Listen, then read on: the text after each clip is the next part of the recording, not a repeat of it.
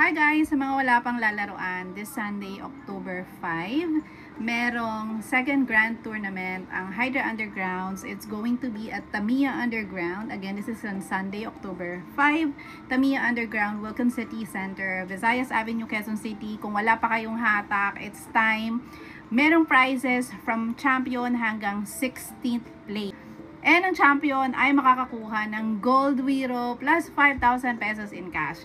And then second place, meron silang Aero Pegasus. Ang third place nila, Black na DB plus UX15. And then fourth place is UX04. And madami pang iba. Ipopost ko na lang sa taas lahat ng prizes. Pero win-win to guys because hanggang 16th place yung may prizes. Ang pre-reg EF is 750 and ang walk-in is 850. I'm going to post the link for the community chat below so that you can pre-reg and kita-kita tayo. Bye!